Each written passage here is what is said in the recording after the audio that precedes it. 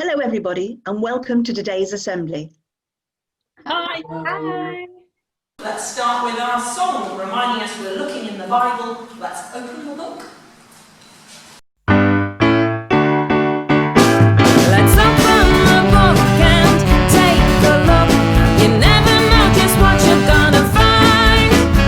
Let's open the book and take a look. Hurry, hurry, don't get left behind. Let's open the book and take a look. You never know just what you're gonna find.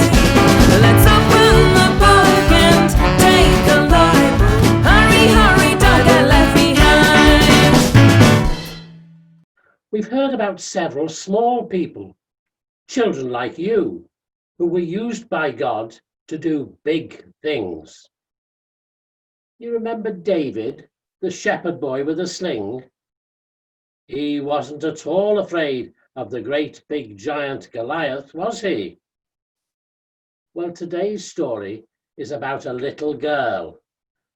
We don't even know her name, but God used her to do something special.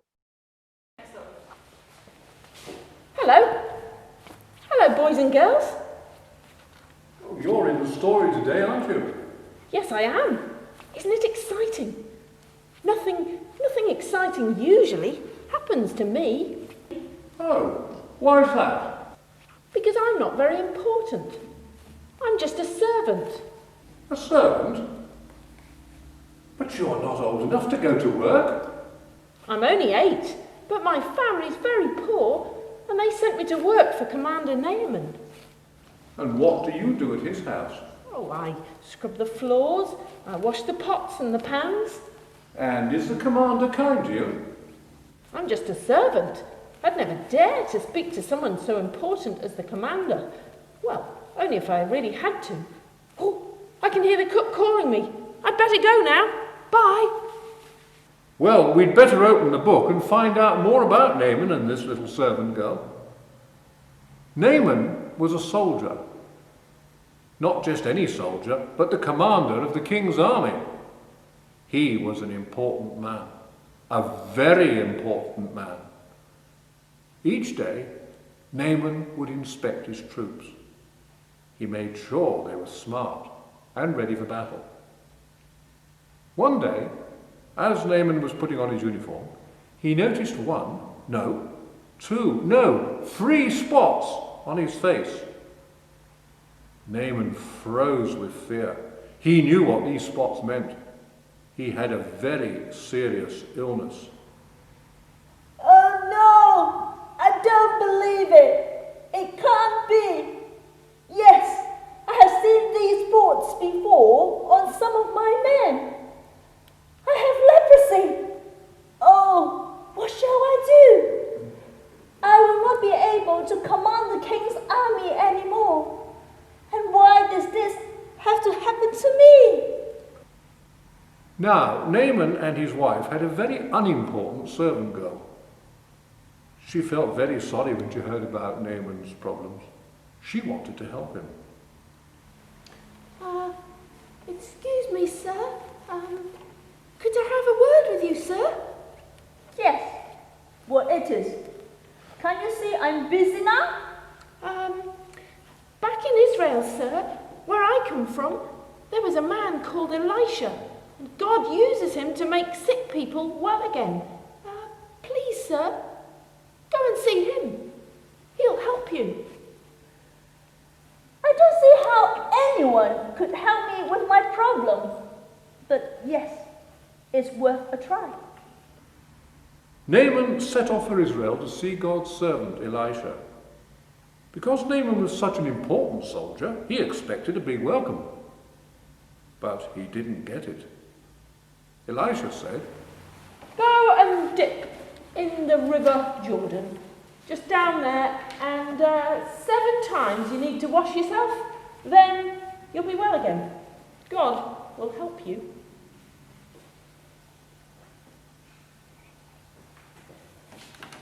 Seven times in the river?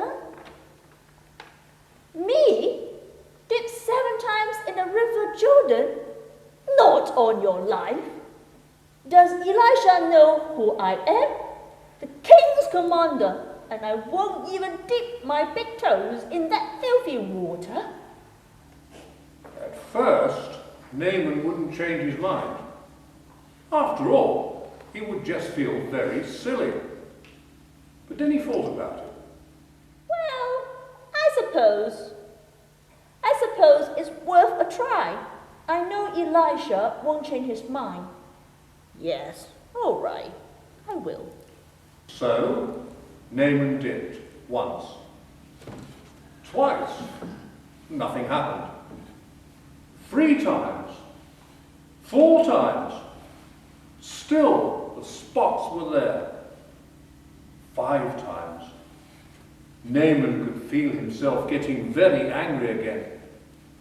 Still, those horrible spots are here. What a fool I will look. 6 times. 7 times.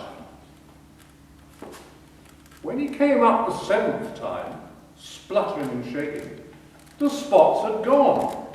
They had completely vanished. Well, the spots have gone. I am completely better. Elisha God has made me well, just as Elisha said. Thank you, God. Thank you, God. You are amazing. God used a servant girl of 8 years old to tell Naaman that he should go to Elisha to be made well. We all have a purpose, even if we are young. You are valuable to God. Naaman eventually decides to be obedient and stop being stubborn. Then God healed him. We must learn not to be too proud and be prepared to do what God tells us, even if it seems a simple or unimportant task. We're going to say our prayer now. So if you'd like to join in, that would be lovely. Otherwise, perhaps you could just sit quietly. Dear God, thank you that you use ordinary people like us, and like the little girl in today's story. Help us to be willing to do as you ask. Amen. We're going to sing our song now. If you'd like to join along with us with our actions. Our God is a great big God. Our God is a great big God. Our God is a great big God, and He holds us in His hands. Our God is a great big God. Our God is a great big God. Our God is a great big God, and He holds us in His hands. He's higher than a skyscraper, and He's deeper than a submarine. He's wider than the universe and beyond my wildest dreams.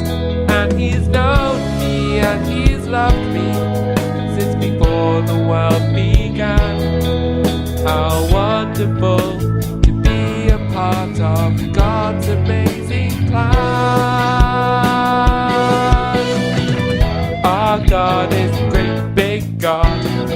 Our God is a great big God.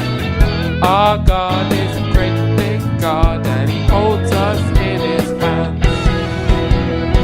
Our God is a great big God. Our God is a great big God. Our God is a great big God, and He holds us in His hands. He's higher than a skyscraper, and He's deeper than a submarine.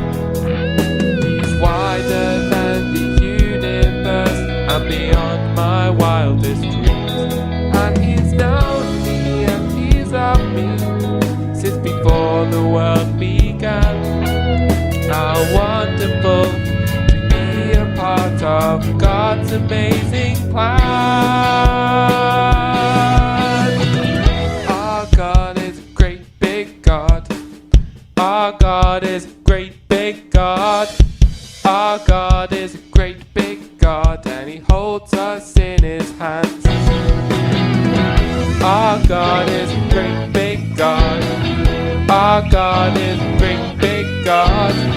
Our God is a great big God, and He holds us in His hands.